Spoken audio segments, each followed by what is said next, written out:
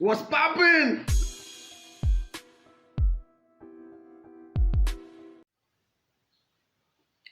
Hello my people, welcome to my channel and thanks for clicking on this video. If you're new here, my name is Beta. I deliver content on human resource management. I have a segment that's called HR Speak, and I also deliver content on interior design on a segment called Design Life.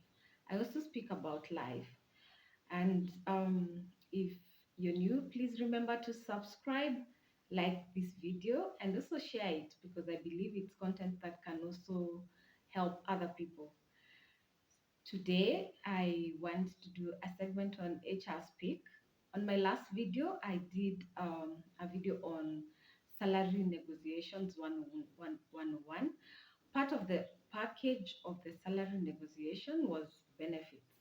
So today I would like to start up a part series on benefits and just share the information I have on benefits so that people can understand it more, because I feel there's a lot of information that people need to understand in order to make the right decisions. So today I will speak about one of the benefits, which is pension. Forgive me if I digress a bit just to speak about other things that affect pension, but the whole topic today will be just about pension, the ins and outs, things that you need to understand. Um, so, what are benefits? So when you go to when you're being employed, you will be given a salary, and then after being given a salary, there's additional benefits. So the salary and the benefits will normally form a total package that you receive from an organization. So a benefit is anything over and above what your salary is. It's something that your employer will give you so that you are you they either they have an advantage over other similar employers, or something they will use to attract and retain also their talent. So one of the things I would like to say about benefits is that benefits are not mandatory. You need to realize they are just that. They are benefits. An employer can choose to give you benefits or not to give you benefits. But most employers will do that so that they can attract the right talent, especially if they are in spaces where talent is hard to find. So that is what they will give them an advantage. So let's not be stuck, or let's not think that benefits are, something that you must get. If you notice during COVID, when the COVID pandemic hit us, and most employers were trying to reduce their costs because they were also hit as well. What are the first things that they went for? Most of the employers went for the benefits. So you'll see maybe someone reduced, maybe the employer decided, let me reduce the percentage of the pension that I was offering to my employees to reduce on the cost. So most employers will target that before they go to your salary. Why? Because they can actually do that. So today let's talk about pension. And even before I talk about pension, I would like to bring in the NSSF aspect. So the National Social Security Fund. So the NSSF is what the government has put in as a statutory mandate for employers and employees to contribute to. That is what that is the retirement fund in Kenya. So you can imagine, how much do you pay for NSSF? You pay 200 bob, and your employer pays 200 bob. So that's the money ideally that's supposed to to help you when you retire. Do the math. When you do the math, 200 maybe in 10 months or in 12 months is like, how much is that? In 10 months is 2000, in 12 months is 2400, and the employer's contribution is the same. So in a year, ideally you're putting aside 4800 shillings. To be sincere, that's not enough. Even if you worked for 10 years, that's 48,000. If you worked even for 20 years, that's 96,000. How are you going to live the rest of your life? Maybe you live 50 more years. How are you supposed to survive on 96,000? And that's why there's a pension, that's why pension schemes came in. They have a regulatory body, the RBA, and the retirement benefits, I think it's the Retirement Benefits Authority, and they are guided by the Retirement Benefits Act, if I'm not wrong. So why I'm talking about pension is because in my position as a child, in every organization I've worked, I have dealt with pension as a as a benefit. I'm lucky to have worked in organizations that actually offer that. And I feel it's a good thing. It's a good thing, and if people understood about it more, then they would appreciate what that means for them. Also, before I even get into pension, do you know that you can actually contribute more for your NSSF? Just imagine that you're not getting any pension from your employer. Would you be willing to contribute more to NSSF? And I've talked to people about it, and they tell me, oh, but you see, the NSSF, even people that have already retired, it's very hard for them to get their money, or you have to pay some amount to get your amount out. So if I was to contribute more, then I would lose more. But the question I keep asking people is, every time, because you have relatives who have retired, every time they retire, why do they still go to NSSF? Because they have saved very little money. I mean, it's very tedious to be, to stand on the queues and wait to be served, and maybe to be sent back and asked to come back again. And do you know why people still go there? It's because when that job ends and you have retired and now you're home, that's when you realize, oh, you need that money. It doesn't matter how little it was. And that's why people still queue. So what would it hurt if you saved even, let's say, 1,000 bob, or added 2,000 bob? Money that you can easily spend out here in such a short time. So yes, you can complain how the systems are not working and everything, but when that day when you retire and you want to go to NSSF to pick that 60,000 shillings, you will surely wish that you saved more.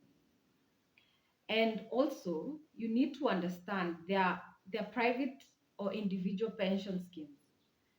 So if your employer is not offering you the benefit of a pension, it's time to consider to probably have a pension fund for yourself where you can contribute, where you can save for the future. So, pension. Yeah, what are the rules first of pension in this country? So, the rules are, if you're contributing pension at a certain percentage, then your employer will match the same. But the employer is not tied to just contributing the amount, the percentage that you've contributed. Neither are you. So some employers, because they want, they really, of course, care about you, they will even contribute double what you're contributing. And some will even contribute maybe the same. And you're also allowed to contribute more, even if your employer tells you this is the minimum that we contribute, employees contribute. You can actually decide to contribute more than that. Nothing really says you can't contribute that. So it's just about information. You need to get the information. And another thing maybe I need to mention about pension is that normally you will get statements to show you the position where you're at in terms of your contributions. And remember, these contributions are normally not just stored or put in a savings. The companies that normally where you send your pension schemes, they will normally um, invest them. So at the end of the year, there's a percentage that you will receive. Yes. So there's a percentage of interest that is normally loaded to what you've already saved.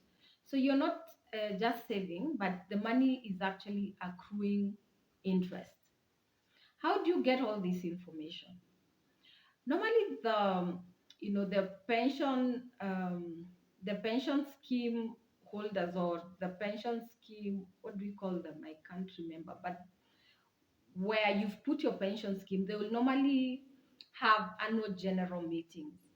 And from my experience, um, we used to, because I'm in HR, so where I've worked before, we will call, well, the provider will call for the AGM, of course through HR, and we'll send a memo to say there's an annual general meeting. And then guess what? Because people are working, it's during the working hours. We'll probably put it maybe later in the afternoon or 1 hour before the time that people leave to go home. So most people will decide, this meeting is not, it's not compulsory, so I'd rather, let me go home let me go home early. And that used to happen a lot. So even the people that used to come to the meeting were quite, a handful. But that's why you miss the information, because they provide all the ins and outs of pensions. They tell you so much that you need to know. They will talk about, those interests I'm talking about. They will tell you about their contributions, what you need to do. They will they will advise you on, how to invest, after you've retired, that amount that you've received. They will talk to you about annuities. I'm not a pension fund specialist or anything, but because of the virtue of my job, I have been able to understand all those aspects. And I remember one time in the first organization that I worked in, because in manufacturing, people tend to work for quite a long time. So they hold these jobs even for 30 years, and they are, they retire, you see them retire. And so before they retire, maybe a year before, you notify them so that, they are prepared psychologically to know in the next year I will not be at work. And so you talk to them and you tell them about pension. And to my surprise, that's when someone is asking me, what is my pension balance? You receive pension statements every year. They've never bothered to look at the pension statements. They've never bothered to go to the annual general meetings. Like, they have totally no idea what is supposed to happen. They're asking you at that point. And so when you ask the provider for the statements and you issue them to them, and they're looking at them and they're thinking, all these years, is this just what I've saved? Remember, pension is a percentage of your base salary, depending on what your company pays you. If it pays you gross as one or base as basic salary, it will be on the base salary. So if you've been earning, let's say 100,000 and it's 5%, calculate that. So you've been contributing 5%, maybe you employ 5% or 7.5 or 10, depending on what you've been contributing. But when you retire, that's when you realize that's not a lot of money. And I remember one lady came to me and she asked me, can you explain this to me? And I sat her down and I explained what that meant. And I explained to her the options after she retires. And she told me, when is the next annual general meeting? And I told her, oh, it's coming up, you can go. And she went to that meeting, and it was quite sad that she was realizing that she could have topped up the amount so that she could have gotten a bigger payout and be able to buy an annuity that makes sense. Annuity is, you go and purchase, I don't know what I'll call it, if it's a cover, so that when you retire, every month you receive an amount of a certain amount of money. So you could be receiving 10,000, you could be receiving 20,000, depending on how much you have. So you see, you can't receive 20,000 if you only save maybe a million. You have like 30, 40, 50 years, even 70. I don't want to limit people. So those are the challenges. And she came to me and she said she was almost in tears, like I could tell. And she told me, "Oh, I never knew these things." And us as young people, like pension really does not matter. Like I remember even when being employed, like I didn't think much of pension. And I'm just lucky to have been in a department that you just have to interact with it. Like you cannot not know. And that's why I'm taking this opportunity to educate anyone that is still working. It doesn't matter how many years you've worked. It doesn't matter how many years you're in business. It doesn't matter how long you haven't saved. Please, you can start now. Because reality dawns on you after, that day when you leave that organization. That is when the reality dawns on you that, oh my God, I don't have a salary. I don't know what to do. And ideally to live out there, like you need an amount, because you're already used to a certain amount. You need an amount, maybe not the same, but an amount that can sustain you. And by this is that you're imagining maybe you've put your kids to school, you've already maybe built a home, so you only need, upkeep money and things like that. Maybe you've made some investments here and there. So you can imagine if you've not done that. Another aspect of pension that I feel I need to talk about is when, nowadays our parents never used to leave jobs like we do. So I'll work a place maybe for 4 years if I'm lucky, or 5, then I'll leave and go to another organization. So the rules of the pension allow you to, to take the 100% of what you've been contributing and 50% of your employer's contribution. What do you do with that money? Why are you taking it out of your pension? You need to ask yourself those questions, because at that time the money is good. Maybe you have certain little debts here and there and you feel, oh, I can pay it. If you've worked long enough and maybe your pay was good enough, you can feel, okay, maybe I could, this is the time for me to buy a car. And it's not a bad thing to buy a car, really, but I'm just saying, what money are you using to do those things? How I look at pension as your long-term investment. Most people have argued and they've said, what if I die before I retire? But no one knows that. No one knows that. What if you live until you're 100? What happens then? Do you then, become, do you rely on your kids? A lot of the times in the AGMs, the annual general meetings, they used to really tell us your kids are not your pension scheme. Save your money so that you can be able to be self-sufficient after employment. So what do you take out that money for? You see, if someone took out the money to build, that's something. Because also it's not advisable that at the point of retirement, that's when you're taking your payout to go build a house. It won't make sense then. Because if you build a house, and what will you eat? Because you're not expecting any other income, unless of course it's what, a rental maybe that gives you money. Maybe you could think about it that way.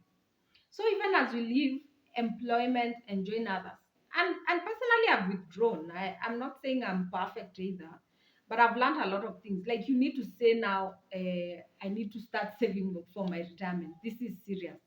I need to start adding and making more contributions, you know.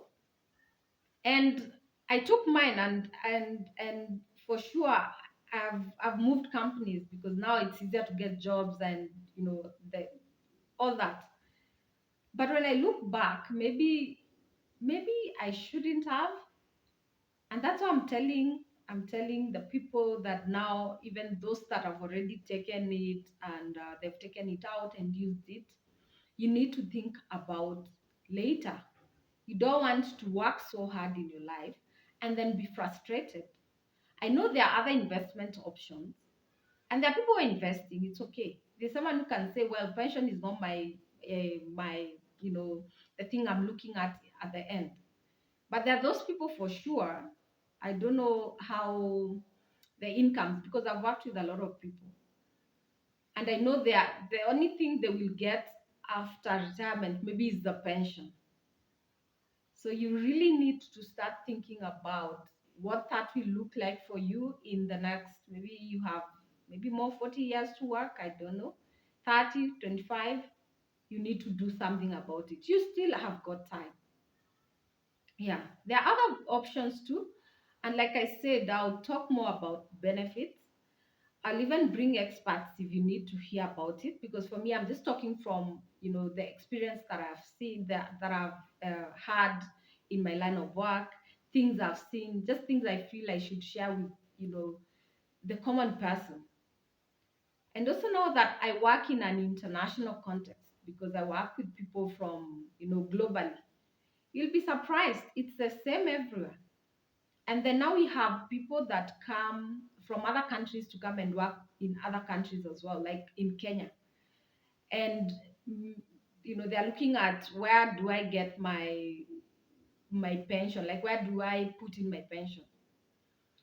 And there are these individual pension schemes that actually allow for people from even outside, who are not citizens, to come and put in their pensions.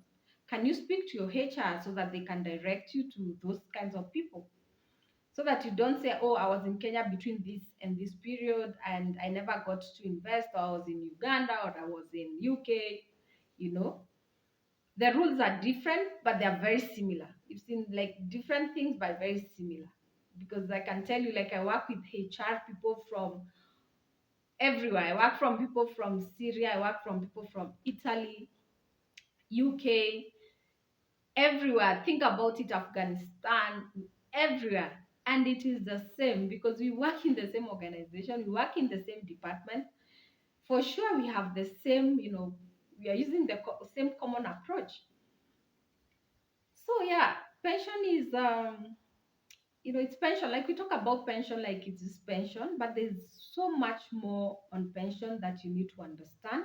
Whether you're running a business, please, please, please consider getting an pension, individual pension scheme where you can have your pension. It's your money. You're not going to lose that money. So don't feel like you're putting money aside that will not be helpful or anything. You'll thank yourself later when it comes in handy. One more thing I need to talk about, I feel I have to tell you before I close this video, is on the consolidation of the pension funds. So if you've been making contributions in company A and probably worked for another company B, and now you're at company C, you need to make sure that all the pension that you've been contributing has been consolidated into one pension scheme. I don't advocate you moving to the pension scheme that you're in the current company. Those are deeper rules that I would have to go to, but I think a pension specialist can advise on that more.